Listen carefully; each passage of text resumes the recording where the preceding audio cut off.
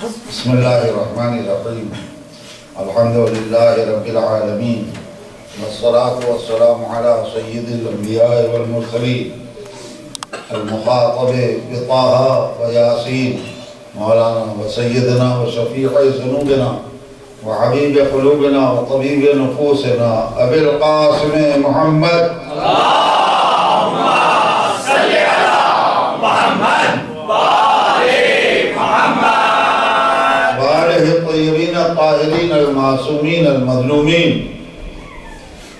ولعنت اللہ علی اعدائهم وقتلتهم وغاصبی حقوقهم المعین الى قیام یوم الدین. اما بعد وقد قال رسول اللہ صلی اللہ علیہ وآلہ وسلم یا علی انت بمنزلت الکعبہ صلوات اللہ اللہم صلی علی محمد وآل محمد.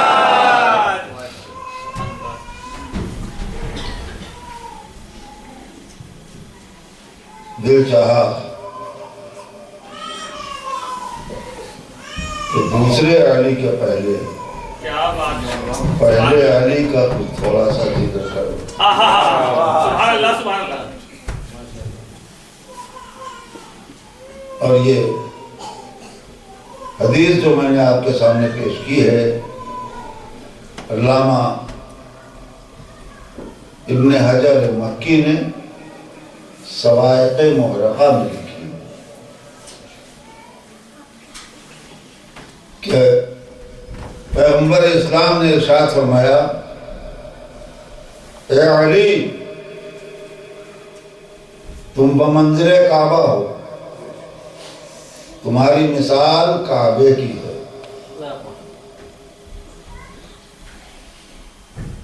عزیزان محترم،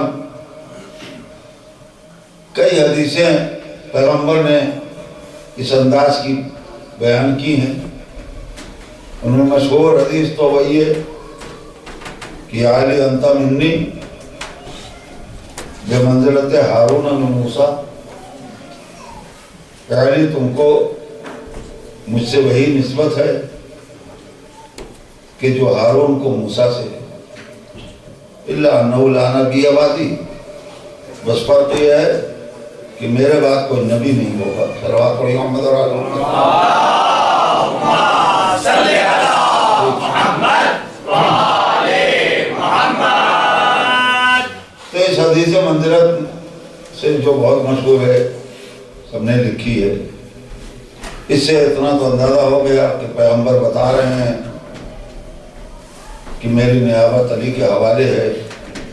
جیسے ہارون موسیٰ کے جانشین تھے، اسی طرح سے علی میرے جانشین ہیں.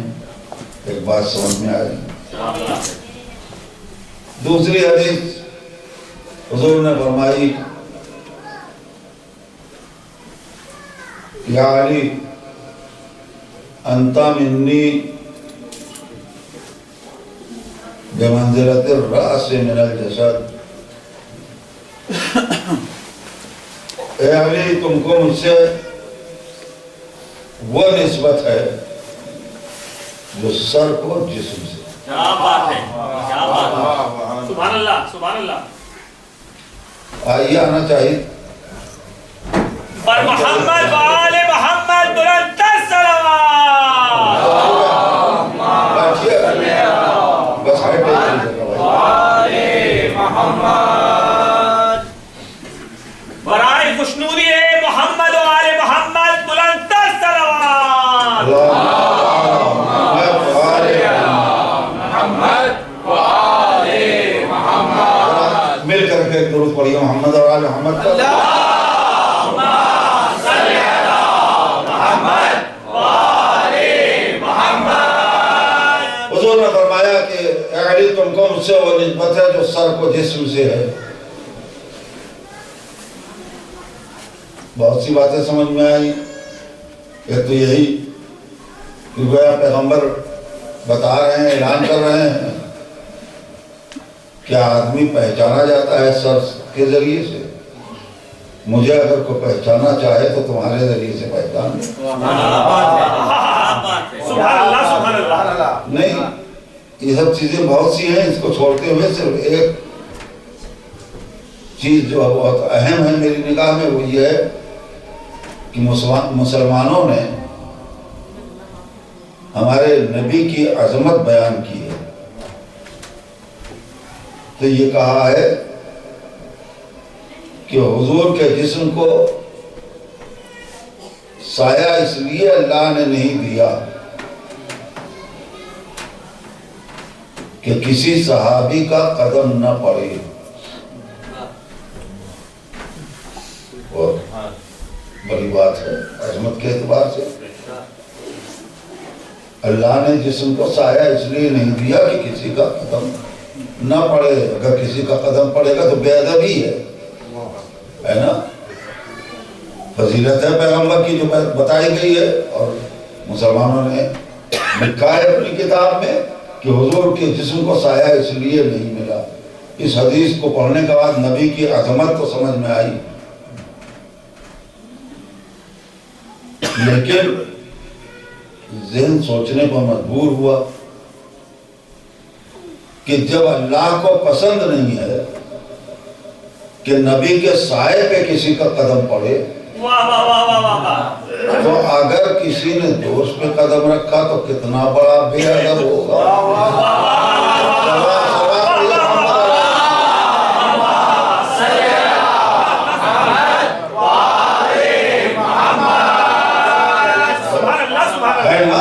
جب اللہ نے پسند نہیں کیا کہ سائے پر کسی صحابی کا پاؤں پڑے، سائے پہ قدم نہ پڑے، تو اگر کسی نے دوست پہ رکھا قدم تو کتنی بڑی بے ادبی ہے، اور رکھا کہ نہیں کسی نے؟ تو ایسا نہ ہو کہ اس حدیث کو پڑھ کر نبی کی عظمت کو تو سمجھا جائے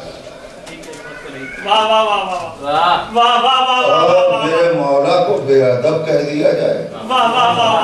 سبحان اللہ سبحان اللہ۔ حضور نے نبی کریم کی توہین کی ہے، ان کے دوست پہ قدم رکھا۔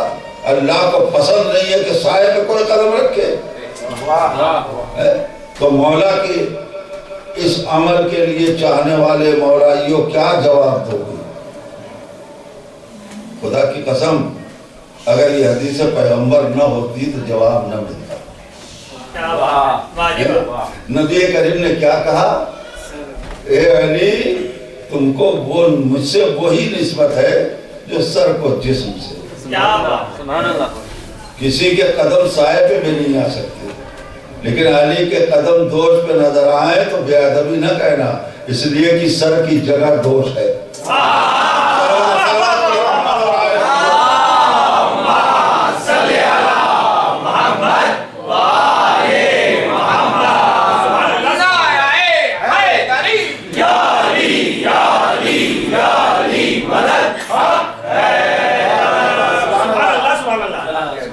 سلوات پڑھیے محمد اور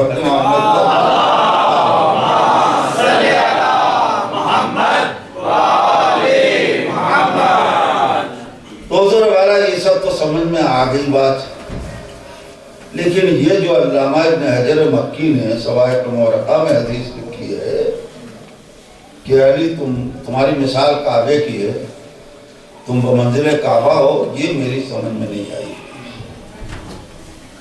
کیوں؟ اس لیے کہ جناب والا کعبہ ہے مکان، اور علی مکین کعبہ۔ نہیں بات سمجھ میں آئی؟ مکان مکان ہے، مکین مکین ہے، برابر کیسے ہو جائے گا مکان اور مکین؟ صلوات پڑھیے محمد اور آل محمد۔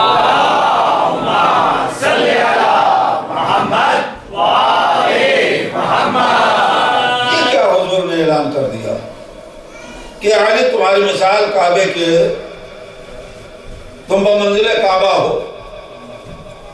ارے کعبے سے کہیں بدل، مکان مکان ہوتا ہے، مکین مکین ہوتا ہے. علی مکین کعبہ ہیں. علی کا مرتبہ بلند ہے کعبے سے. سبحان اللہ. یہ کیا فرما رہے ہیں حضور؟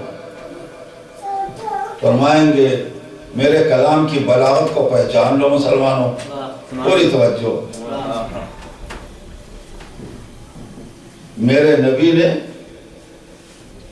اس چھوٹے سے جملے میں میرے مولا کی مکمل سوانح عمری لکھی. کیا بات ہے. سبحان اللہ سبحان اللہ. عجیب اعجاز بیانی ہے. آپ سوچے تو کسی آدمی کی سوانح عمری لکھی جائے، پوری زندگی لکھی جائے تو موٹی موٹی جلدیں تیار ہو جائیں گی نا. اور پھر مولا کی جن کے لیے پیغمبری کا اعلان کہ 4 قلم بن جائیں، سمندر سے آہی بن جائے، جنہوں نے اس مل کے لکھے، تو علی کی فضیلتوں کا احسان نہیں ہو سکتا، شمار نہیں ہو سکتا. ایک صلوات پڑھیو احمد اور آل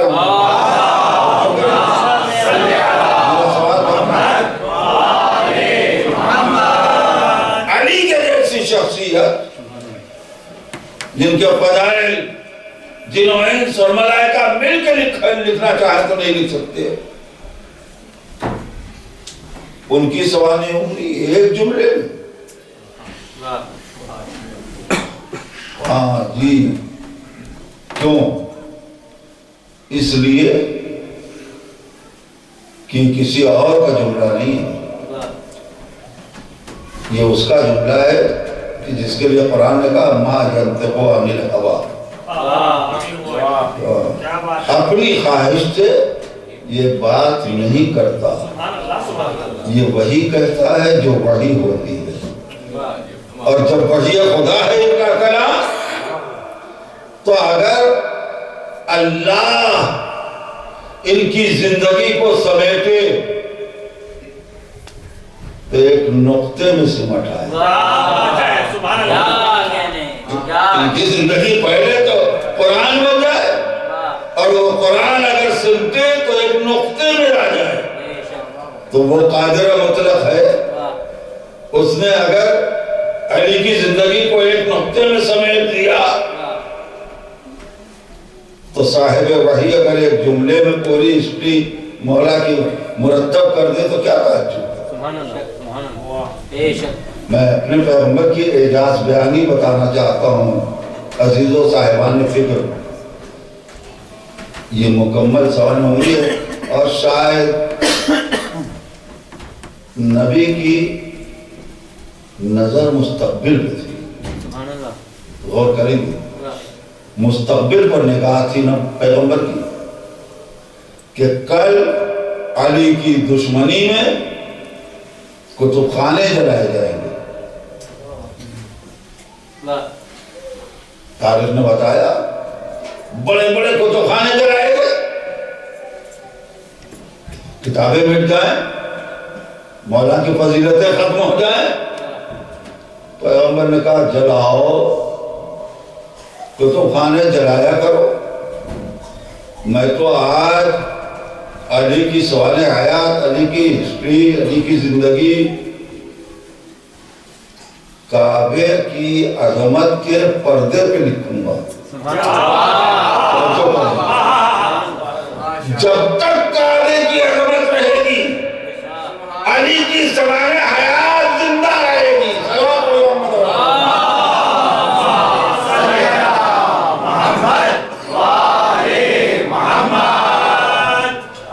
دو چار جملے سن لیے اس قسم کے. یعنی تمہاری مثال کعبے کی ہے. کسی کی سوانح عمری، ہسٹری، تاریخ لکھی جائے تو کیا ہوگا؟ پیدائش، ابتدا، زندگی کے کچھ اہم حالات اور آخری زندگی کے کچھ حالات، یہ سب سمیٹ دیا جائے. ہسٹری ہے. ابھی تمہاری مثال کعبے کی ہے.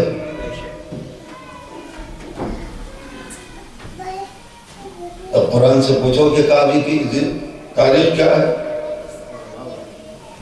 تو قرآن نے آواز دی اِنَّا اَوَّلَ بَيْتٍ.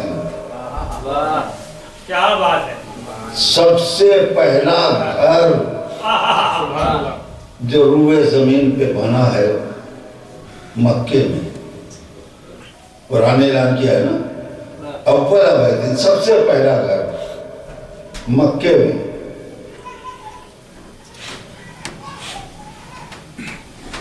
یہی تمہاری مثال کعبے کی ہے. جب کعبہ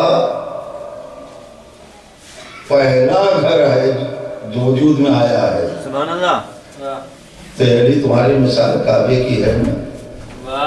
لہذا کائنات میں کیا علی افضل مخلوق نہ ہو.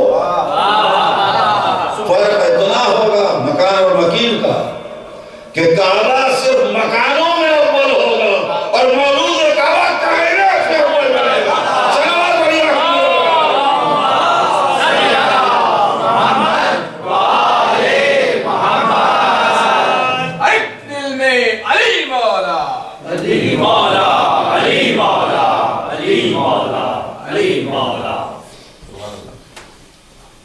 ایک چیز یہاں پر ہسٹری کو ذرا روک کے یہ کیا کہہ دیا اللہ نے کہ اِنَّا أَوَّلَ بَيْتٍ، سب سے پہلا گھر. لوگوں نے تو یہ بتایا کہ سب سے پہلے اللہ نے زمین کا وہ حصہ پیدا کیا ہے. کعبہ جہاں ہے وہ زمین کا ٹکڑا وہ سب سے پہلے پیدا ہوا ہے. تو اللہ کہنا چاہیے تھا کہ زمین کا پہلا حصہ کعبے میں بنا ہے اور مکے میں بنا ہے. یہ کیوں کہا کہ سب سے پہلا گھر ابھی کہاں ہے؟ بھائی اعلان کیا بے مقصد ہے؟ سبحان اللہ سبحان اللہ. نہیں عزیزو، سبحان اللہ. اس کو آپ کا منصوبہ ہے نا کہ ہم عطا خانہ بنائیں گے، خریدیں گے، ابھی کرایہ پر لیا ہے. اللہ آپ کے ارادے کو پختگی عطا کرے اور پورا کرے. ہے نا؟ بورڈ آپ نے کاہے کا لگا رکھا ہے؟ عطا خانہ زہرا ہے. اب یہ کرایے کا مکان ہے کہ عطا خانہ زہرا ہے؟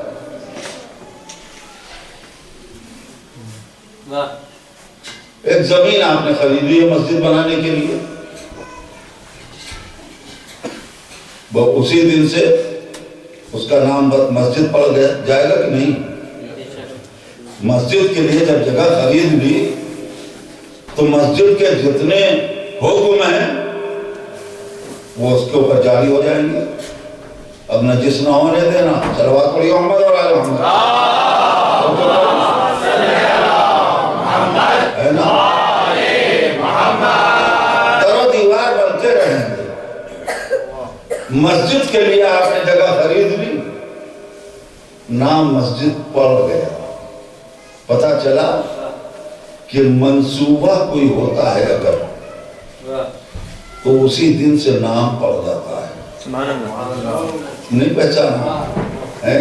کیوں اللہ نے کہا ہے پہلا گھر؟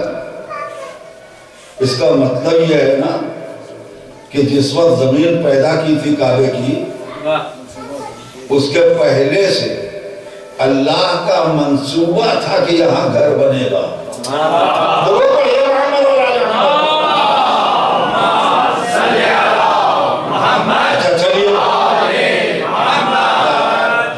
نہ چلی جائے، منصوبہ ہے. لہذا اس منصوبے کے تحت اللہ نے اعلان کیا کہ پہلا ہے اول بیت. مسلمانوں بتاؤ اس گھر کا مقصد کیا ہے؟ پڑھیے گا صلوات.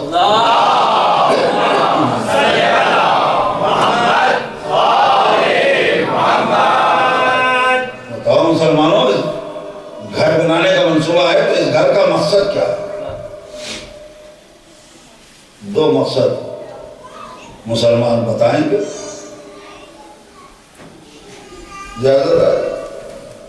ایک مقصد یہ ہے کہ اس گھر کا طواف کرایا جائے تاکہ حاجی حاجی بنے. کیا بات ہے نا؟ اس گھر کا مقصد کیا ہے؟ طواف. اور دوسرا مقصد، اس گھر کا مقصد یہ ہے کہ قبلہ مسلمانوں کو دے دیا جائے کہ اس کی طرف نماز پڑھیں. سبحان اللہ. گھر کا مقصد یہی ہے. طواف، قبلہ. کیا بغیر گھر کے طواف نہیں ہو سکتا؟ جملہ کہہ دوں تو سمجھ میں آئے گا. سبحان اللہ. اسی حج میں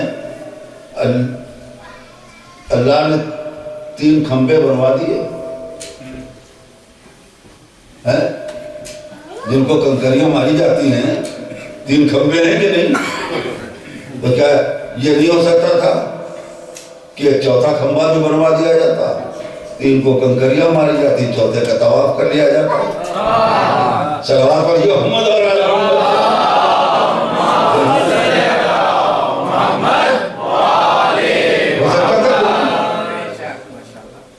تو طواف کے لیے گھر کی کیا ضرورت ہے؟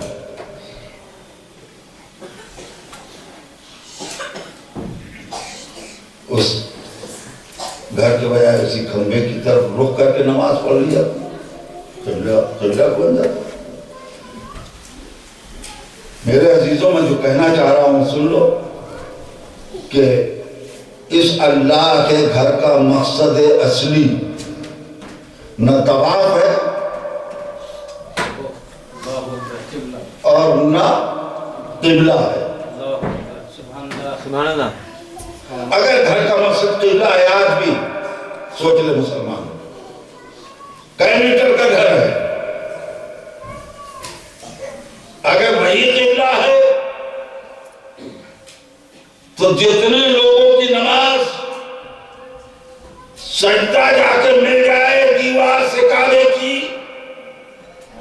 وہ انہیں کی نماز ہے. ہمارے ملکوں میں جو میلوں لمبی صفیں بنتی ہیں حاجیوں، مسلمانوں،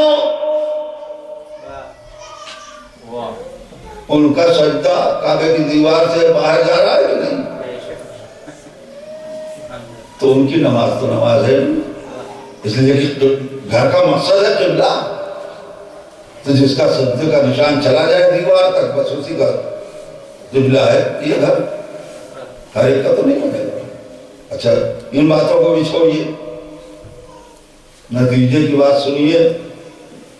نہ قبلہ ہے اس گھر کا مقصد اور نہ طواف. عزیزو، سب سے پہلا حاجی کون ہے؟ صلوات. اللہم صلی علی محمد وآل محمد. بچے بھی جان لیں اور بزرگ بھی سمجھ لیں، جان لیں. سب سے پہلا حاجی کون ہے؟ جناب آدم. اور یہ سنا ہوگا بہت، فلاں نیک کام کرو 70 حج کا ثواب. بہت سنا ہوگا نا؟ فلاں کام کرو 70 عمرے کا ثواب، 70 حج کا ثواب. یہ وہی کیا؟ نہ 10 نہ 20 نہ 100 نہ 50، یہ 70 کی قید کیوں لگ گئے؟ واقفیت کے لیے تاریخ کی ایک بات جاننے کے لیے بتاتا ہوں کہ سب سے پہلے حاجی ہیں جناب آدم، اور انہوں نے اپنی زندگی میں 70 حج کیے. وہ جو پہلا حاجی تھا اس نے 70 حج کیے، تو یہ آدم مبارک ہو گیا کہ اب یہ نیکی کرو تو 70 حج کا ثواب. ثواب بڑی آنے والا.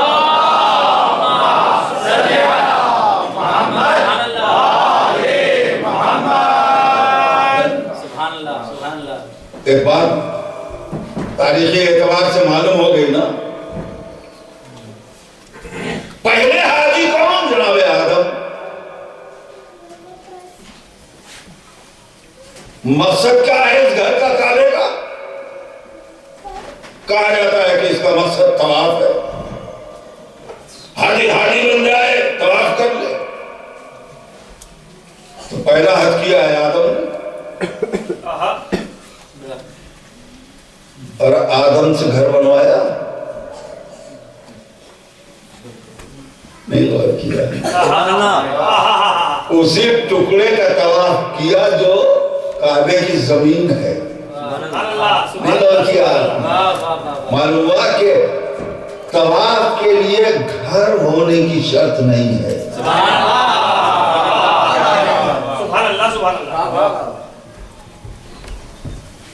اب میں فطرے کو سمیٹ رہا ہوں، پہلے حاجی آدم، پہلے نبی،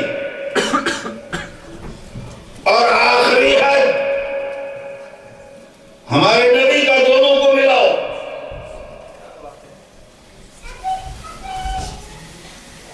ہے نا؟ پہلے حاجی جناب آدم، ان سے حج کرایا اللہ نے، گھر کے بنے بغیر پہلے نبی سے اور آخری نبی سے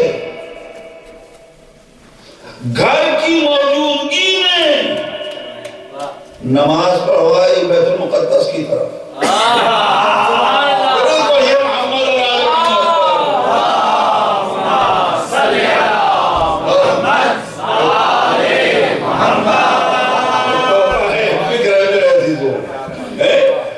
مسلمانوں نے کہا کہ کعبے کا، اس گھر کا مقصد ہے طواف، اس گھر کا مقصد ہے قبلہ۔ قدرت کا نظام یہ کہ پہلے نبی سے بغیر گھر کے طواف کرایا، آخری نبی سے گھر کی موجودگی میں نماز پڑھوائی دوسری طرف۔ اگر مسلمانوں اس گھر کا مقصد قبلہ ہوتا تو بانی اسلام کا پہلا سجدہ کعبے کی طرف ہوتا، مسجد قبلتین کا وجود نہ ہوتا۔ قدرت نے گھر کی طرف نماز نہیں پڑھوائی نبی سے، متقوں بیت المقدس کی طرف نماز پڑھوائی، تاکہ دنیا یہ نہ سمجھے کہ اس گھر کا مقصد قبلہ ہے۔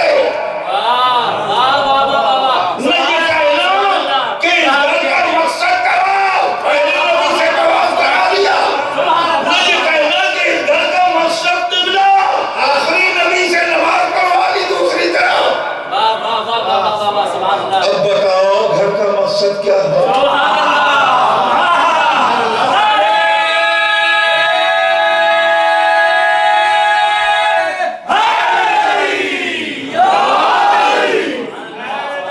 کیا ہے گھر کا مقصد؟ بتاؤ دوستو۔ ہمارے ملک میں بٹوارے کے بعد ہندوستان کی نسبت جس کی طرف ہے، جیسے آپ کے ہاں جنا کا نام لیا جاتا ہے، ہمارے یہاں گاندھی کا نام لیا جاتا ہے نا، تو ان کی یاد میں پورے ملک میں گاؤں چبوترے بنے، تو کھمبا بن جاتا، چبوترا بن جاتا، طواف بھی ہو جاتا، قبلہ بھی بن سکتا تھا۔ ایک ہی کام ہے میرے چاہنے والوں، جس کے لیے گھر کی ضرورت تھی، نہیں غور کیا؟ وہ زمین کا ٹکڑا کھلا اگر رہے تو وہاں بھی وہ کام نہیں ہو سکتا، کھمبا بنا دیا جائے تو وہاں بھی وہ کام نہیں ہو سکتا، کھلا چبوترا بنا دیا جائے یادگار میں، وہاں بھی وہ کام نہیں ہو سکتا۔ ایک ہی کام کعبے کی تاریخ میں ایسا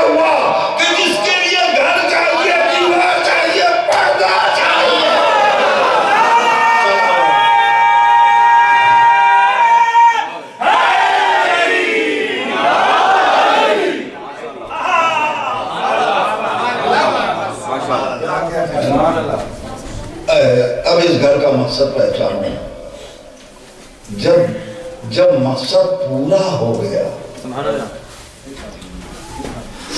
تب قبلہ بنایا گیا. جب کعبے میں آنے والا آ چکا اور نبی کے ساتھ نمازی بن کر ابتدا کی ہے بیت المقدس کی طرف, تو اس وقت نبی کو دل میں ایک چیز ہے قرآن نے بتائی ہے. اب جب مقصد پورا ہو گیا آدمی سوچے گا نا کہ بھائی جو مقصد تھا وہ پورا ہو چکا, اب آنے والا آ چکا کعبے میں, اب کیوں نہیں قبلہ بنایا جاتا, اب کیوں نہیں بنایا جاتا. شاید نبی دل ہی دل میں کوڑ رہے ہیں تو قدرت نے بھی سہارا دیا, کہا گھبراؤ نہیں, لَنُوَلِّيَنَّكَ قِبْلَةً تَرْضَاهَا, اے نبی گھبراؤ نہیں, بہت جلد ہم تم کو اس قبلے کی طرف موڑ دیں گے جس سے تم راضی ہو جاؤ. نبی کی عظمت ہے کہ نبی کی رضامندی خدا نے چاہی ہے.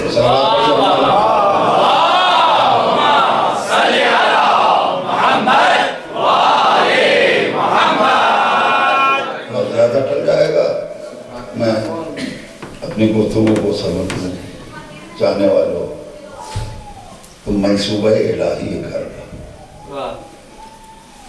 کیوں؟ اس لیے کہ قدرت چاہتی ہے کہ امامت کا آغاز میرے گھر سے ہو, میرے گھر میں پیدا ہو.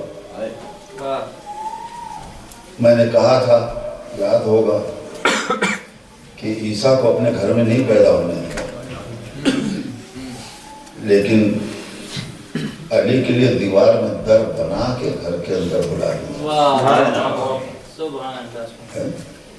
یہ نہیں ہے کہ اللہ کے گھر میں کوئی پیدا نہ ہو. عیسیٰ کو ہٹایا تھا اس لیے کہ قوم عیسیٰ کو خدا کہے, خدا کا بیٹا کہے. قوم عیسیٰ کو خدا کا بیٹا کہے. اللہ نے کہا ہٹو مریم, یہاں نہ پیدا ہو, ورنہ لوگوں کو دلیل مل جائے گی کہ اللہ کا بیٹا نہ ہوتا تو اللہ کے گھر میں کیسے پیدا ہوتا. ہٹو, چھوڑو ہمارے گھر کو.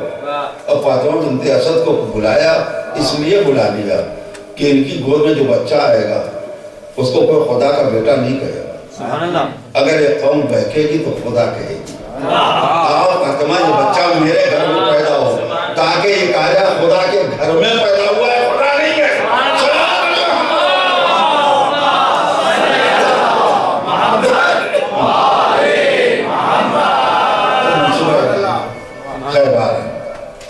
یہ پیدائش کا تذکرہ ہو گیا اور اسی میں آدھی مجلس ہو گئی اور پوری ہسٹری واقعی ہے مولا کی.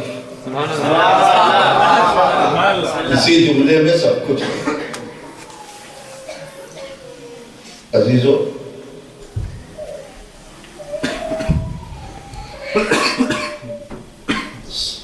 دو ایک باتیں سن لیجئے, کہاں کلمات پیش کر سکتا ہوں.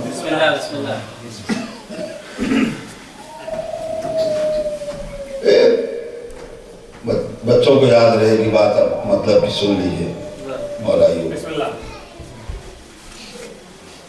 نبی نے کہا اے علی, تمہاری مثال کعبے کی ہے نا, کعبہ اللہ کا گھر ہے. کعبے کی شان کیا ہے؟ تو اطاع ولا تعطی. ایک جملہ ہے, دوسرا جملہ ہے تو حج ولا تحج. کعبے کی شان یہ ہے کہ کعبے تک آیا جاتا ہے, کعبہ کسی کے پاس نہیں جاتا. کعبے تک آیا جاتا ہے طواف کے لیے, حج کے لیے. کعبہ کسی کے پاس نہیں جاتا کہ میرا طواف کر لو, حاجی بن جاؤ. نہیں غور کیا؟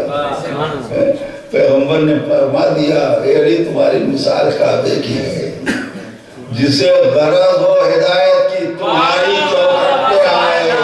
علی کو کسی کے دربار میں جانے کی ضرورت نہیں ہے کہ مجھے حاجی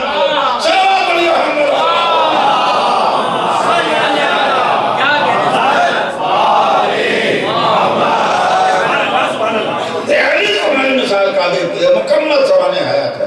اچھا چلیے ایک اس ہسٹری کے لیے ایک اہم حصہ سنا دوں. کعبے کی تاریخ کیا ہے؟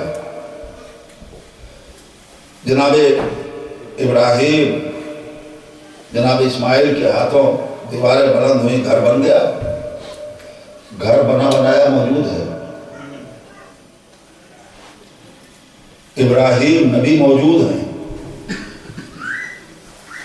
امت والے موجود ہیں، مگر اعلان نہیں کر رہے ہیں کہ میں نے اللہ کا گھر بنایا ہے کہ اپنا. نہیں بولتے، چپ ہیں. کب تک چپ رہے؟ جب تک اللہ کا حکم نہیں آیا. ابراہیم اب جب حکم آیا، اذن، بلا لوگوں کو، پہچانا دو میرے گھر کو، اعلان کر دو کہ اللہ کا گھر آیا ہو اس کی طرف. توجہ کرنا. لیکن تاریخ یہ کہتی ہے کہ حکم ملا پروردگار کا ابراہیم کو کہ اعلان کرو، پہچنواؤ. ابراہیم عذر کر بیٹھے. عسیٰ اللہ یبلغ صوتی، اے میرے مالک میری آواز نہیں پہنچے گی، یہ نہیں سنیں گے. کون پوچھے ابراہیم سے کہ آپ کی امت والے سب بہرے ہیں، نہیں سنیں گے؟ کیا ارے بھائی ہمارا ماحول مزاج محاورہ ہے نا. کہا جاتا ہے کہ بھائی ان سے کیا کہیں، یہ سنیں گے نہیں. بہرے نہیں ہیں، کان والے ہیں، مگر مانیں گے نہیں. بہت بڑھیا مدد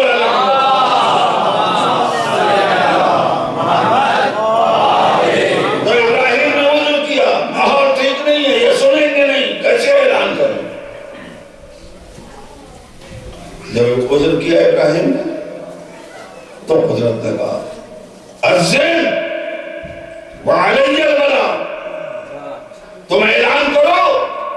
آواز کا پہنچانا ہمارا کام ہے. جب سہارا قدرت نے دیا تو اس کے بعد اعلیٰ بلند ہوئے، اعلان ہوا. توجہ کریں گے، اے علی تمہاری مثال کعبے کی ہے. علی بھی موجود ہیں، کیا بات ہے، نبی بھی موجود ہیں، سبحان اللہ، حاجی بھی موجود ہیں، مکے کا پورا مجمع موجود ہے، مینا کا مجمع موجود ہے، عرفات کا سمٹا ہوا مجمع موجود ہے، مگر نبی چپ ہیں، اعلان نہیں کر رہے ہیں. کیوں؟ آوازیں اٹھی ہے، ٹی وی وغیرہ پر آئی ہے کہ مکہ میں اعلان کر دیا ہوتا. یہ کون سی بات ہوئی کہ باہر آ کر کے سب کو سمیٹ کریں. جواب سن لو چاہنے والے، بھرا مجمع ہے. ٹھیک ہے، مجھے آپ کو ایک پیغام دینا ہے عالم وقت کا. اس وقت آپ سمٹے ہوئے ہیں، میں نہ اعلان کروں نہ بتاؤں. اور باہر جب پہنچ گئے گیٹ کے پاس جہاں گاڑیاں روکی جاتی ہیں، میں نے کہا بھائی رکو رکو رکو، جو آگے بڑھ گئے ان کو واپس بلاؤ، جو پیچھے ان کا انتظار کرو، مجھے کچھ کہنا ہے. عالم کا یہ پیغام آیا ہے. سب کہیں گے مولانا وہاں سب موجود تھے تو آپ نے کیوں نہیں کہہ دیا، ہے نا. لیکن اگر گیٹ پر جب میں پہنچا اسی وقت ادھر سے عالم وقت کا کوئی پیغام لے کر ڈاکیا آ گیا لیٹر لے کے، اور اس نے مجھے آرڈر ان کا دے دیا کہ آئرلینڈ کے مومنین کو، یہاں کے مومنین کو میرا سلام کر پہنچا دو اور یہ اعلان کر دو. تو اگر یہ خط پہلے آیا ہوتا تو آپ کہہ سکتے تھے کہ جب سب سمٹے تھے کیوں نہیں اعلان کیا؟ لیکن جب وہاں میں پہنچا اور وہاں پیغام آیا، یہ لیٹر مجھ کو ملا، حکم ملا، تو میں نے آپ سب کو روکا، نہیں پہچانا؟ بھئی یہ بتانا تھا۔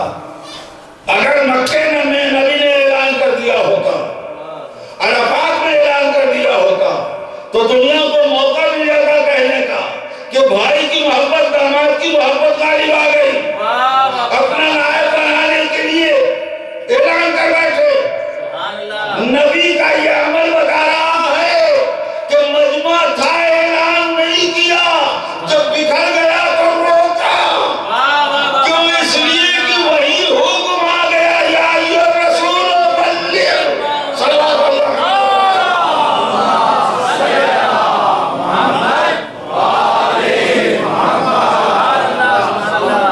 اے علی تمہاری مثال کعبے کی ہے، جو لہجہ تھا کعبے کے اعلان کے لیے، وہی لہجہ یاد ہے۔ وہاں لہجہ کیا تھا؟ بل عظیم، یہاں لہجہ وہی ہے، بلغ۔ کعبے، تمہاری مثال کعبے کی ہے، کعبے کے اعلان کے لیے جو لہجہ تھا وہی مولود کعبہ کے اعلان کے لیے۔ فرق اتنا ہے کہ وہاں حکم کے باوجود ابراہیم کہے بیٹھے ماحول ٹھیک نہیں ہے، پالنے والے کیسے اعلان کریں؟ یہاں خلیل اور حبیب کا فرق، حبیب خدا نے کہا پالنے والے میں عذر کیا کروں، تو دیکھ رہا ہے کیسا ماحول ہے، نہیں غور کیا؟ لیکن بہرحال اعلان کرنے میں تردد ہے پیغمبر کو، اور تردد نہ ہوتا تو خدا یہ کیوں کہتا کہ ان لم تفعل فما بلغت رسالت۔ اگر اعلان نہیں کیا تو رسالت کا کوئی کام ہی نہیں۔ یہ دلیل ہے نا کہ تردد ہے، البتہ زبان سے نہیں کہا، لیکن قدرت نے کہا نہیں، گھبرانے کی ضرورت نہیں ہے، تردد کیوں کر رہے ہو، اعلان کرو۔ ماحول اگر خراب ہے تو اللہ یعصمک من الناس، جیسے کعبے کے اعلان کے لیے قدرت نے کہا عزم علیہ بلا، تم اعلان کرو، آوازوں کا پہنچانا ہمارا کام، ویسے ہی حبیب خدا سے قدرت نے آواز دی، تم اعلان کرو مولود کعبہ کی ولایت کا، اللہ تمہارا خوشبلا ہے۔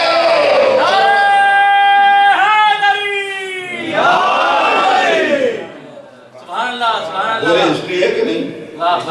اے علی تمہاری مثال کعبے کی ہے، ایک جملے میں تم وہ منزل کعبہ ہو، پیغمبر نے ساری سوال ہے۔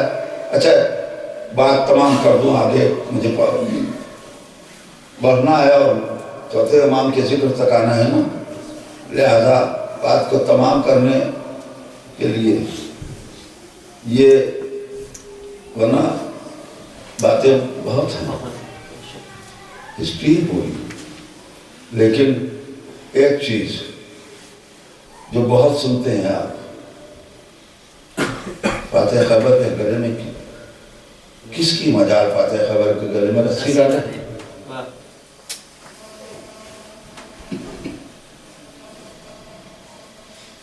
کیوں چپ رہ گئے؟ اس کا مطلب یہ ہے کہ اگر رسی کی تاریخ میں مان لی جائے تو علی کمزور پڑ گئے۔ صلوات پڑھیے ہم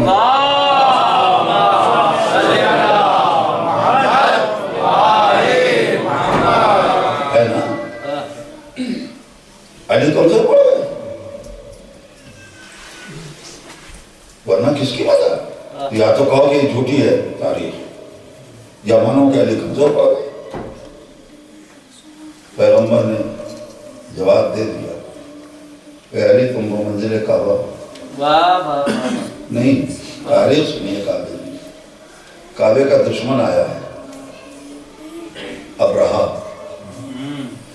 ہاتھی پہ چڑھ کے لشکر لے ہے نا، کعبہ ڈھانے کے لیے آیا تھا۔ ابو طالب کی گفتگو تو سنا ہی کرتے ہیں، اتنی سی بات صرف کہ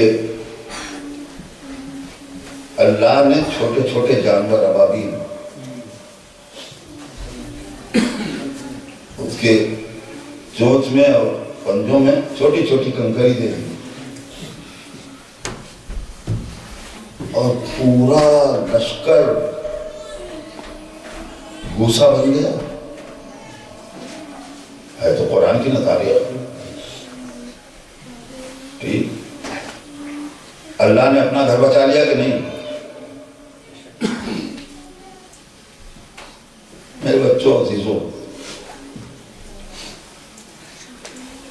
بس یہی تاریخ جب آگے بڑھی سن 61 کے بعد, اور اب مٹھی بھر کلمہ پڑھنے والے وہ آئے اور انہوں نے کعبے کے پردے میں آگ لگائی. پوری توجہ, جواب کس کی مجال کے گلے میں رسی ڈالی, پر نہ مانو کہ کمزور پڑ گئے. تاریخ کیا ہے مسلمانوں کعبے کی؟ کعبے کے پردے سے شعلے بلند ہو گئے, کعبے کی دیواریں مجروح ہو گئی, ہے نا؟ میں نے کہا نہیں, ہم ماننے کو تیار نہیں. جو طاقتور خدا چھوٹی کنکری کے ذریعے سے, چھوٹے جانور کے ذریعے سے بھاری لشکر کو بھوسا بنا دے اور اپنا گھر بچا لے, آج مٹھی بھر مسلمانوں کے مقابلے میں کمزور پڑ گیا. یہ کعبے کی تاریخ افسانہ ہے. سارے مسلمان کہیں گے تم کیسے مسلمان ہو, کعبے کا ظلم ہوا اور تم کہہ رہے ہو افسانہ ہے. میں نے کہا اچھا, اگر افسانہ نہیں ہے حقیقت ہے تو جو خدا چھوٹے سے جانور کے ذریعے سے اتنے بھاری لشکر کو بھوسا بنا دے اور اپنا گھر بچا لے, وہ آج کیوں چھوٹ ہے؟ صلوات پڑھیے محمد.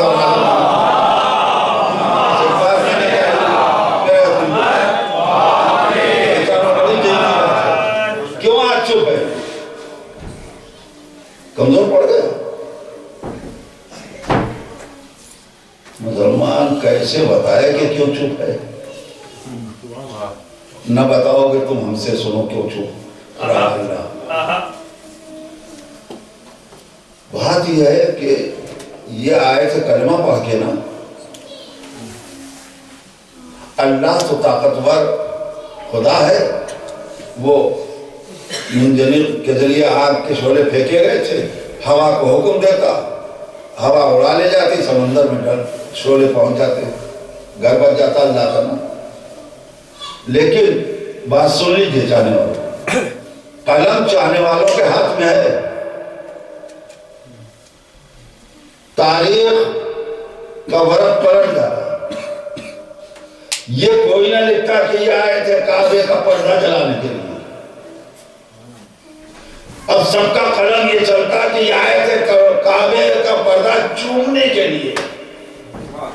تو جو کر رہے ہیں کلمہ پڑھ کے آئے ہیں نا, لہذا سب کہتے کہ یہ کعبے کا پردہ چومنے کے لیے آئے تھے, کعبے کو چومنے کے لیے آئے تھے, احترام کے لیے آئے تھے. کوئی نہ کہتا کہ کعبے کے دشمن تھے. بس سیاست الہیہ پہچان لی, کھلا ہوا کافر ہے. پر ایک جملہ کافی ہے سمجھنے کے لیے. جب کفر کھلا تھا, یعنی دوسرے لفظوں میں ابرہا اگر کعبے کو گرا دیتا, مٹا دیتا, تو بتاؤ مسلمانوں کافر ہی تو کہتے ہیں. اور اللہ نے آج بچا لیا اپنے گھر کو, تو کافر کہا گیا کہ نہیں؟ نہیں بول کیا, میں نے جواب دے دیا. یعنی جس کا کفر کھلا ہوا تھا, اللہ نے کہا کہ میں بچا لوں اپنے گھر کو, وہ تو کھلا ہوا کافر ہے, اسے تو کافر سمجھا ہی جائے گا. لیکن یہ آئے ہیں کلمہ پڑھ کے آگ لگانے کے لیے میرے گھر میں, میں چپ رہوں گا تو کہا جائے گا پردہ چومنے آئے تھے.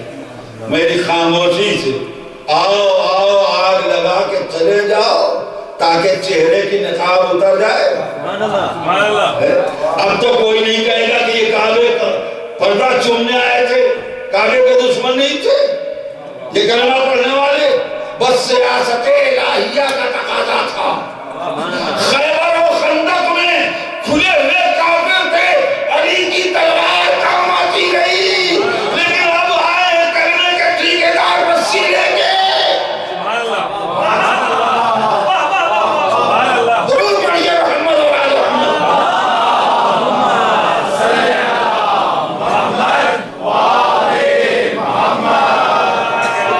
میرے عزیزو سنو, بے شک کس کی مجال, ایک نگاہ اگر علی دیکھ لے ہوتے, کس کی مجال, نہیں پہچانا. علی تو علی, علی کی شیر نے ایک نشان کھینچ دیا, اب نگاہ اٹھا لی تو لشکر کی ہمت نہ ہوئی قدم بڑھانے. ان کی کیا مجال تھی کہ رسی ڈال دیتے, لیکن قلم چاہنے والوں کے ہاتھ میں تھا نا. وہ یہ نہ لکھتے کہ رسی ڈالنے آئے تھے گلی میں, وہ تو لکھتے یہ علی کا ہاتھ چومنے آئے تھے. نہیں غور کیا, بس سیاست الہیہ کے مالک نے کہا خیبر و خندق میں میری تلوار کام آئے گی, لیکن یہ کلمے کے ٹھیکیدار بن کے آئے رسی ڈالنے کے لیے, خاموشی سے گلے میں رسی ڈلوا لو تاکہ ان کے چہرے کی نقاب اتر جائے. یہ علی کا ہاتھ چومنے نہیں آیا, دشمن ہے. صلوات علیہ محمد.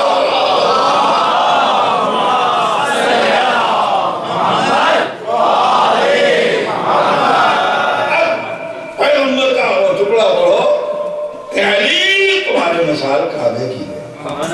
جب کھلا ہوا کفر ہوگا تمہاری طاقت کا مظاہرہ ہوگا, تمہاری تلوار چلے گی, اور جب کلمے کے ٹھیکیدار آئیں گے خاموشی سے گردن میں رسی ڈلوا لینا تاکہ چہرے کی نقاب اتر جائے. اے علی تمہاری مثال کعبے کی ہے. مل کے درود پڑھیے محمد اور آل محمد.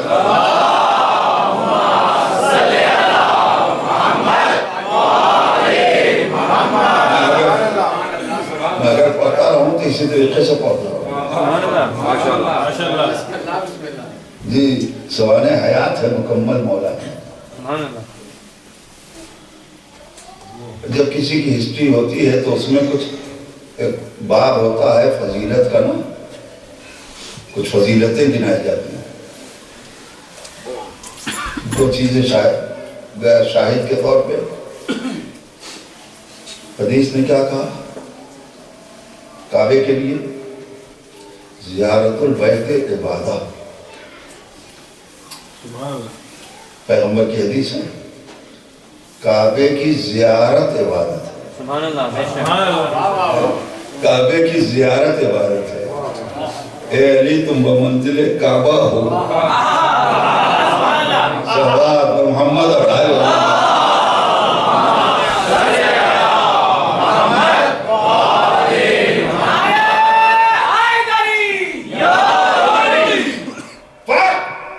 مکین اور مکان کا رہے گا.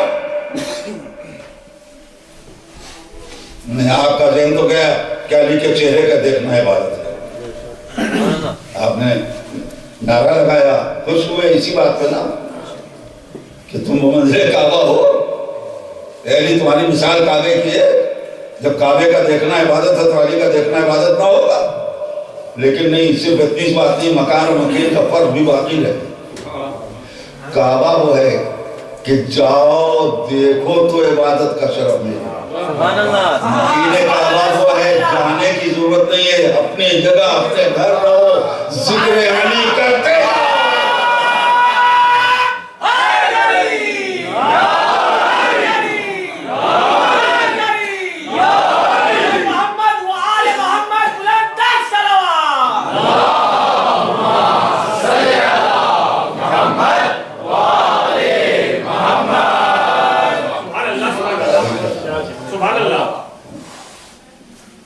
دوسری فضیلت چھوٹی سی, زیارت البیت تنہدم الذنوب. کعبے کی زیارت گناہوں کو ڈھا دیتی ہے، منہدم کر دیتی ہے۔ سبحان اللہ، بے شک۔ یا علی تمہاری مثال کعبے کی ہے، سبحان اللہ۔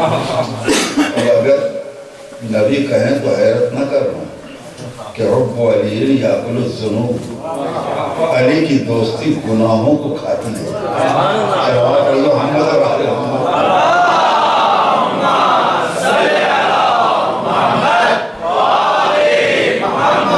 اور پھر مکان اور مکین کا فرق باقی ہے۔ آپ کسی صحرا سے، میدان سے گزر جائیں،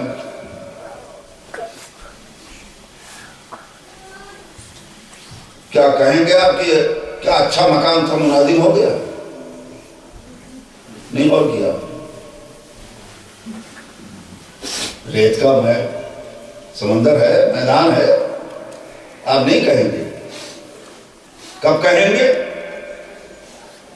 جب کوئی محل رہا ہو اور گر گیا ہو، ملبہ موجود ہو۔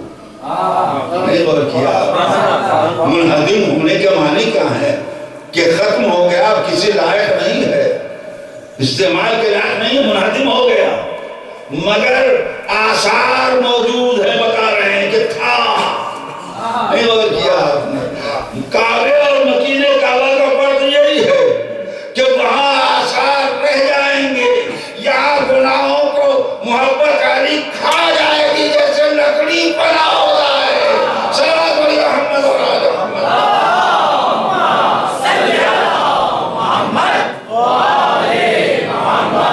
پوری سوال حیات ہے اس ایک جملے کے اندر۔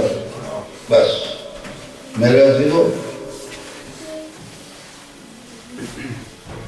مجلس میں نے چوتھے امام کے سلسلے میں پڑھی تھی تو کہا تھا نا کہ قانون الہی ہے کہ بعد والا کمتر نہیں ہوگا۔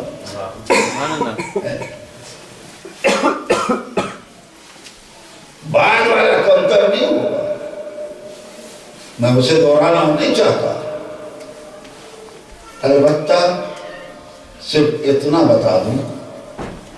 صلوات پڑھیے محمد اور آل محمد۔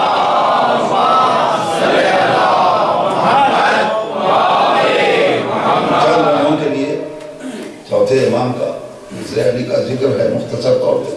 میرے عزیزوں، کبھی کبھی عمل سیرت میں فرق نظر آتا ہے تو سب ایک، سب عظمتوں کے مالک، یہ کردار میں فرق کیوں ہے؟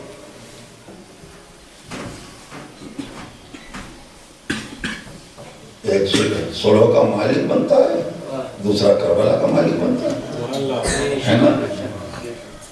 تو آئیے ایک سیرت کا چھوٹا سا ٹکڑا پہلے علی کا سن لیجیے، اس کے بعد دوسرے علی کا مسئلہ بات مکمل ہو جائے۔ عزیزو، پہلے علی کے ہاں مہمان آیا ہے،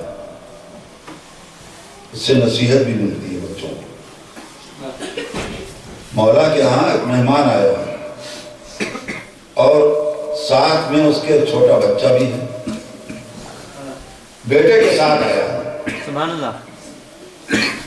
امام کھانے پر بیٹھے ہوئے تھے، اپنے مہمان کو، باپ بیٹے کو بٹھا لیا اپنے ساتھ کھانے میں۔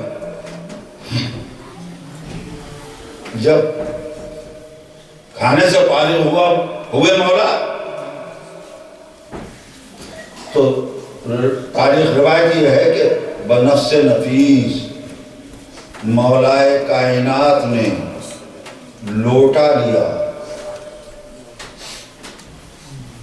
آج ہم اس ثواب سے محروم ہیں، نئے پیشن نے مٹا دیا سب۔ امام نے لوٹا لیا، اپنے مہمان کا ہاتھ دھلانے کے لیے آگے بڑھ گیا۔ ٹھیک، چاہنے والے نے کہا مولا یہ کیسے ہو سکتا ہے کہ آپ میرا ہاتھ دھلائیں؟ میں آپ کا خادم ہوں، میں آپ کا ہاتھ دھلاؤں گا۔ لیکن امام نے اس کے اصرار کے باوجود لوٹا اسے نہیں دیا۔ سبحان اللہ۔ امام کے حکم سے مہمان مجبور ہوا اور مولائے کائنات نے اپنے مہمان کا ہاتھ دھلایا۔ مولا کی سیرت کا چھوٹا سا ٹکڑا ہے جانے والوں، جب باپ کا ہاتھ دھلا چکے مولا، ایک مرتبہ آواز دی، بیٹا محمد حنفیہ آؤ اس کے بیٹے کا ہاتھ تم دھلاؤ۔ نہیں، فقرہ سنیے مولا فرماتے ہیں اگر اس کا بیٹا اکیلا مہمان بن کے آیا ہوتا تو میں خود اس کا ہاتھ دھلاتا، لیکن ابھی میں نے اس کے باپ کا ہاتھ دھلایا ہے، مجھے گوارا نہیں ہے کہ باپ اور بیٹے کے مرتبے کو برابر کروں۔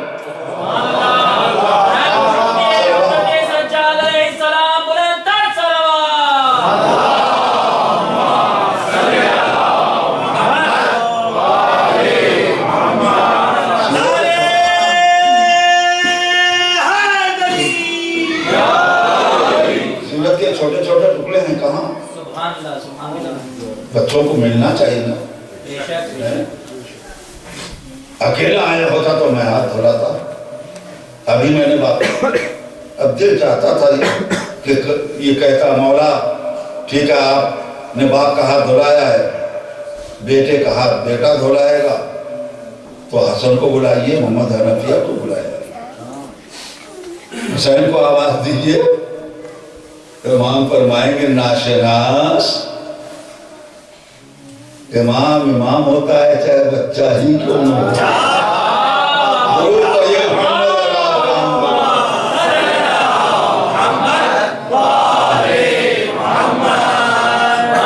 تو مولا کی سیرت کیا ہے کہ مہمان نے اصرار کیا، اصرار کے باوجود مہمان کو لوٹا نہیں دیا، اور مہمان کا ہاتھ مولا نے دھلایا۔ اب یہ سیرت کیسے بدل گئی؟ دوسرے علی چوتھے امام کیا ہم، جس کو آپ نے برابر سنا ہوگا کہ مرد برقی آیا، مہمان بن کے آیا، کھانے سے جب فارغ ہوئے سیرت کے مطابق، قانون کے مطابق چوتھے امام لوٹا لے کے بڑھے ہاتھ دھلانے کے لیے، لیکن تاریخ کہتی ہے کہ مہمان کے اصرار پر چوتھے امام نے لوٹا مہمان کو دے دیا۔ اب ٹکراؤ ہے کہ نہیں سیرت میں؟ مولا اصرار کے باوجود لوٹا نہیں دے رہے ہیں اور مہمان کا ہاتھ مولا دھلا رہے ہیں۔ یہاں قانون الٹا، مہمان کو دے دیا لوٹا۔ عزیزو معرفت چاہیے۔ بات کیا ہے؟ دین کے دو حصے ہیں، ایک کا نام ہے اصول دین عقیدہ، ایک کا نام ہے فروع دین عمل۔ پہلے علی نے فروع دین کی تعلیم دی کہ مہمان نوازی کا حق کیا ہے پورا کرو، نہیں غور کیا؟ فروع دین کی تعلیم دی کہ مہمان نوازی کسے کہتے ہیں، علی نے ہاتھ دھلایا مہمان کا۔ دوسرے علی نے کیوں لوٹا دے دیا؟ اب بات فروع دین کی نہیں تھی، اب بات اصول دین کی آ گئی۔ جب وہ چلا تھا تو اس کی بیوی نے کہا تھا کہ تیرا کیسا امام ہے، ہر سال لے جاتا ہے تحفے اور وہ کچھ نہیں دیتا تجھے۔ تو بات عقیدے کی آ گئی، امامت پر شک۔ اب یہاں ضرورت تھی اصول دین کے بچانے کی، لہذا جب فروع دین کی بات تھی تو لوٹا نہیں دیا۔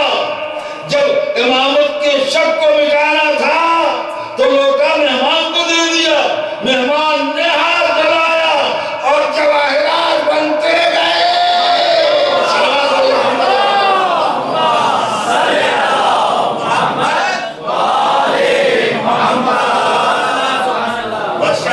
ماشاءاللہ سبحان اللہ واہ واہ اس دن معجزہ سنا تھا مولا سبحان اللہ سبحان اللہ آج یہ بھی سن لیا آپ نے تفسیر کا وقت نہیں رہ گیا واہ واہ واہ سبحان اللہ لیکن چاہنے والوں میرے عزیزوں بھائیوں میں یہ کہنا چاہوں گا کہ بہت مشہور ہے یہ بات شعراء بھی بہت شعر میں کہتے ہیں اور مقررین بھی کہ امام کے ہاتھ کے دھون جواہر بن گئے ہے نا مشہور ہے کہ نہیں ہاتھ کے دھون جواہر میں تبدیل ہو گئے میں سرے سے منکر ہوں اس کا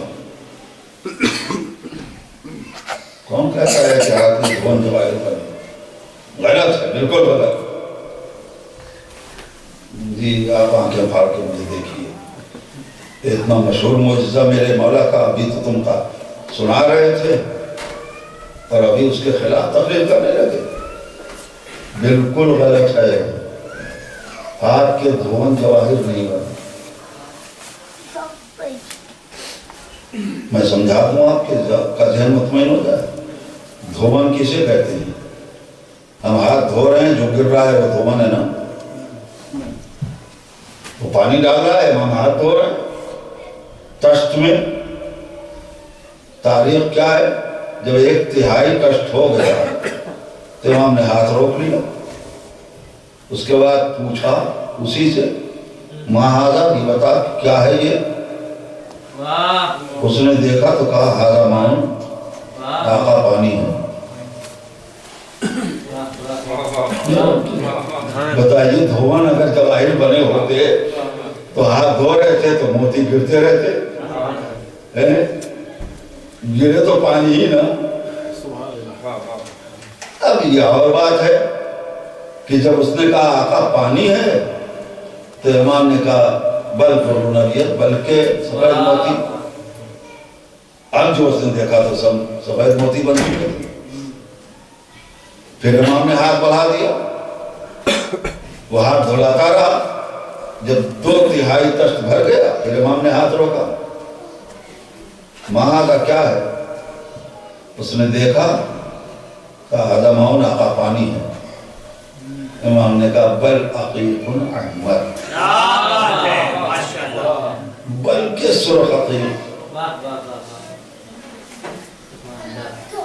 سارے قطرے عقیق بن گئے اس کے بعد پھر امام نے ہاتھ بڑھایا اور وہ ہاتھ دھلاتا رہا امام ہاتھ دھوتے رہے جب تک بھر گیا پھر امام نے ہاتھ روک کے پوچھا کیا ہے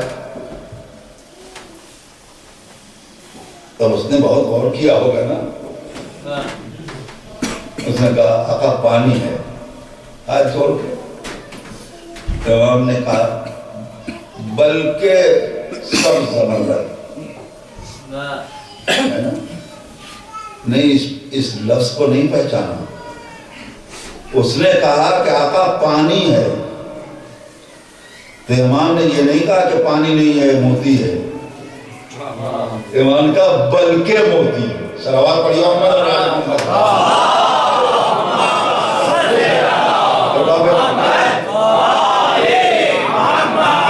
کی نگاہ سے ایک ایک چیز کو اگر دیکھیے سمجھ میں آتی ہے بات تو اب پہچانا کہ میں نے جو انکار کیا کہ دھون نہیں بنی جواہر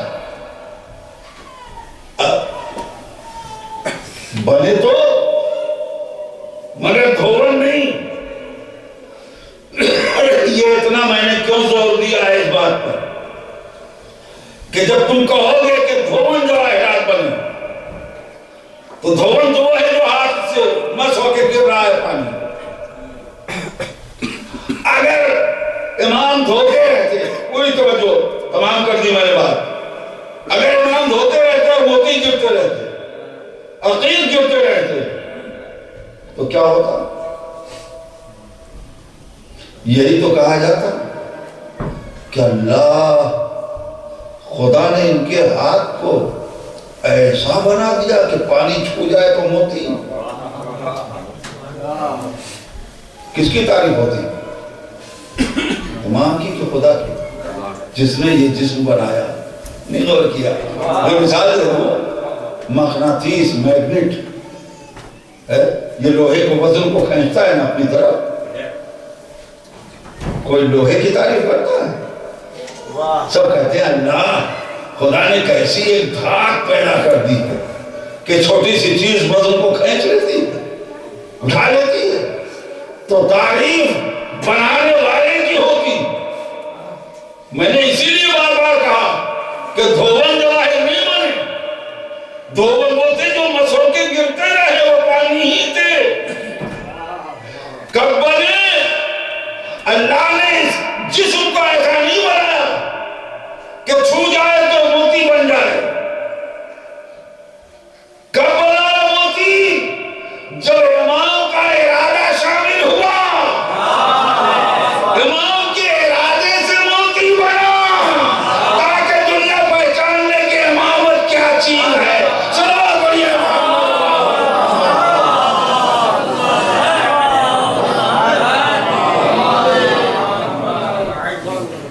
سبحان اللہ سبحان اللہ. عزیزان محترم، دنیا نے نہیں پہچانا امام کی قدر، لیکن کعبہ پہچانتا تھا. سنتے رہتے ہیں آپ. محمد حنفیہ نے دعویٰ کیا تھا نا، حضور والا یہ بھی ایک انداز تھا اس گھرانے کا. دنیا غلط فہمی میں مبتلا ہو گئی کہ محمد حنفیہ نے امامت کا دعویٰ کیا ہے. نہیں، جیسے ابن عباس نے مسجد میں کہا تھا، اور میں نے شہزادہ جناب علی اکبر کی مجلس میں پڑھا تھا کہ ابن عباس نے جو کہا جانشینی کہا مجھے، مولا نے تبرکات لا کے رکھ دیے تھے. نبی کا امامہ جیسے ہی سر پر رکھا گیا، ابن عباس چیخ پڑے، یا علی جلد ہٹائیے، جسم کے پراخچے اڑ جائیں گے، ٹکڑے ہو جائیں گے.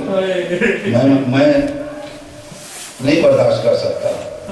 کربلا میں رسول کا امامہ پہنا کر علی اکبر کو نائب رسول بنایا قربانی پارا.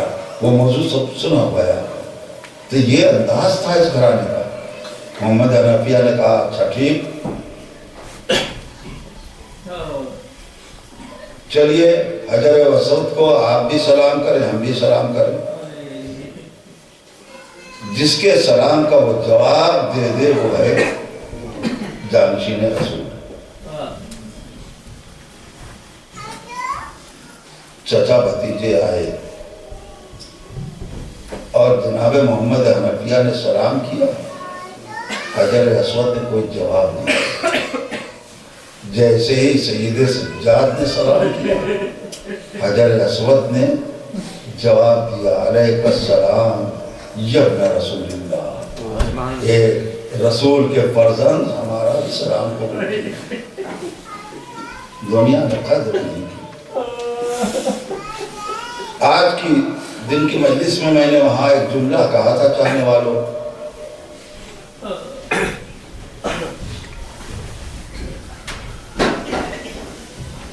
سب شہید ہوئے کربلا میں، دو امام بس زندہ رہے. ایک بیمار کربلا اور ایک امام محمد باقر. 2 برس کچھ مہینے کا سن ہے.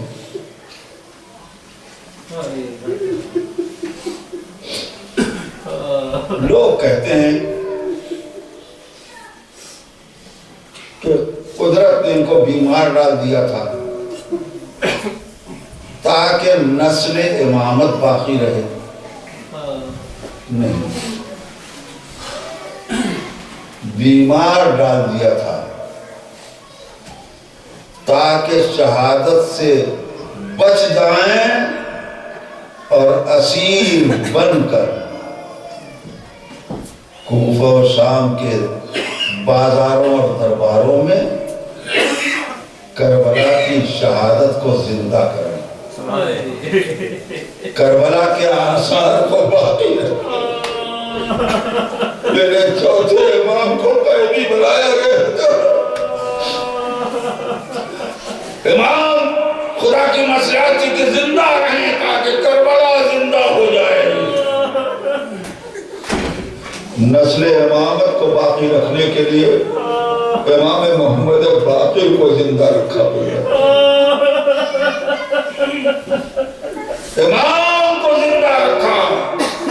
آپ سوچئے تو جھولے سے 6 مہینے کا بچہ جا کے گلا کٹا دے اور قربان ہو جائے،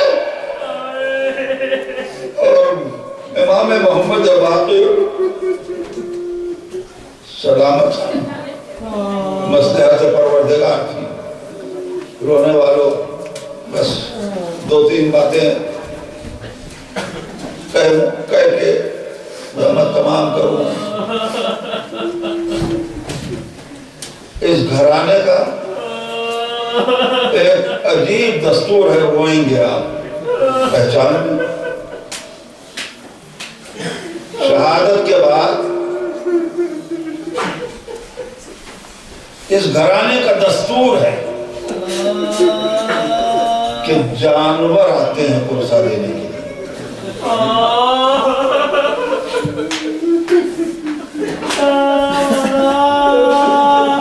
نبی کا سایہ سر سے اٹھا،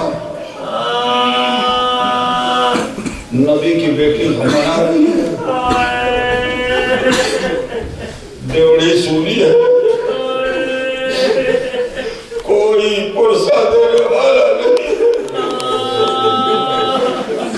نبی کا ناقہ، نبی کی سواری نبی کے قبر پہ اپنا سر پٹک رہی تھی کہ ایک مرتبہ ناقے کے دل میں آیا کہ نبی زادی فاطمہ کو کوئی پرسہ دینے والا نہیں ہے، تو تاریخ کہتی ہے کہ دروازے پہ آ کے ناقے رسول نے صیحہ کیا، جو بابا کی سواری کی آواز سنی، ڈیوڑی پہ فاطمہ آ گئی، تاریخ کہتی ہے کہ گلے میں باہیں ڈال کر بابا کو رونے لگی۔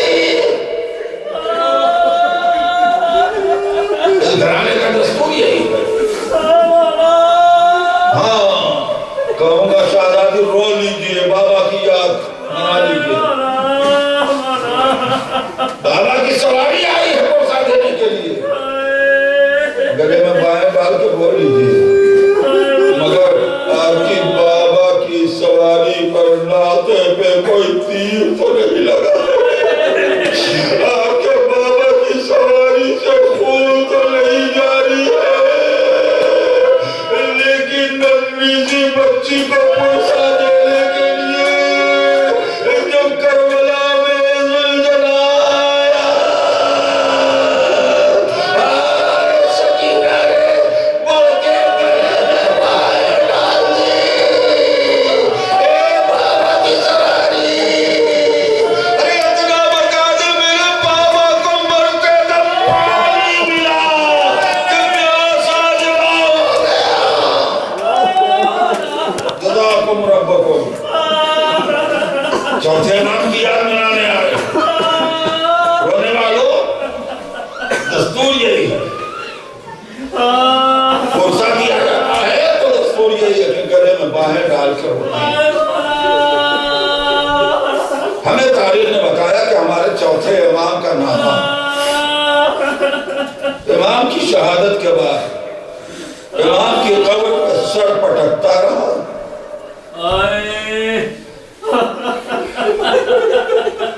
کسی نے آ کے محمد باقر کو بتایا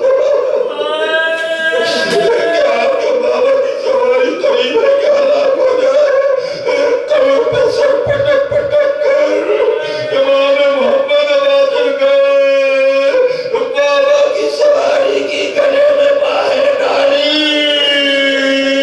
بابا کا پرسہ لے کر سواری کو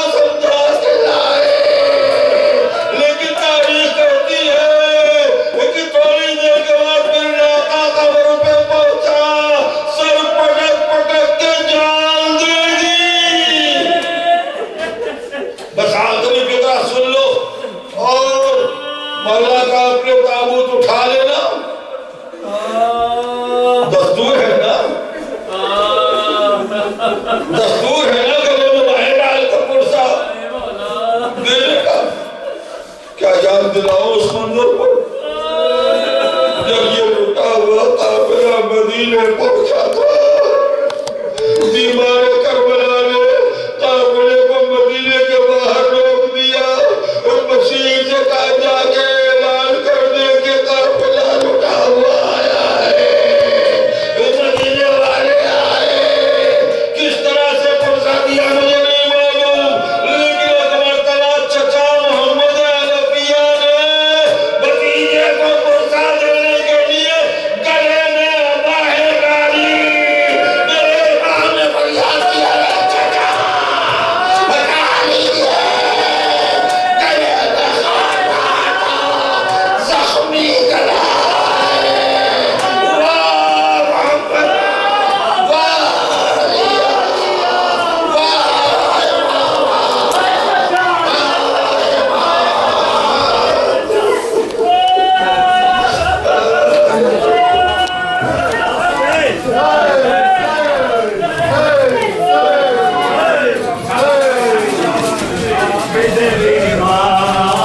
شام کا بازار عابد بیمار، شام کا بازار عابد بیمار، شام کا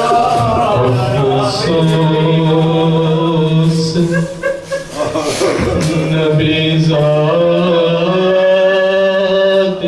کا شام میں جانا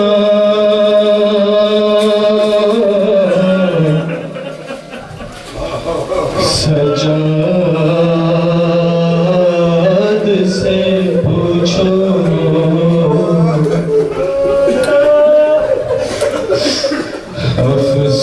افسوس نبی زادیوں کا شام میں جانا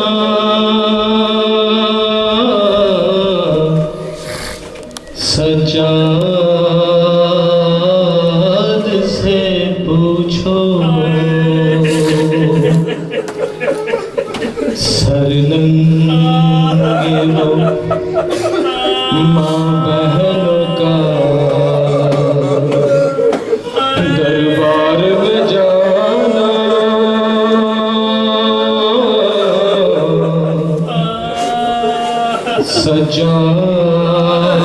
سجاد سے پوچھو. چھپتی تھی نبی زادی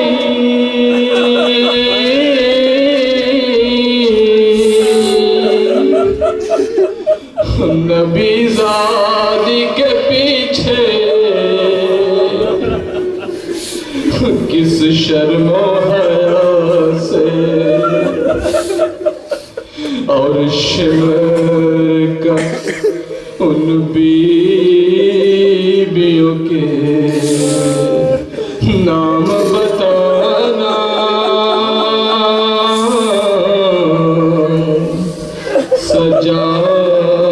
سجاد سے پوچھو. باندھے ہوئے رسیوں سے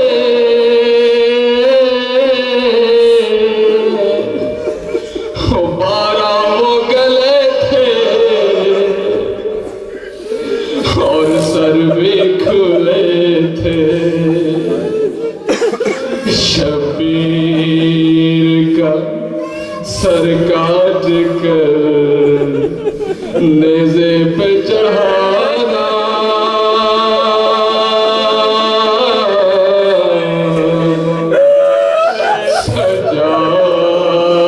سجاد سے پوچھو.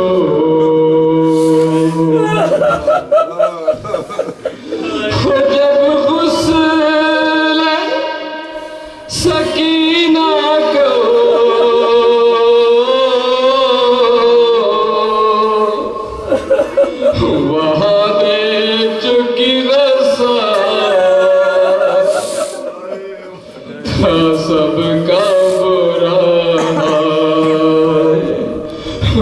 नन्ही सी मैयत बनिशा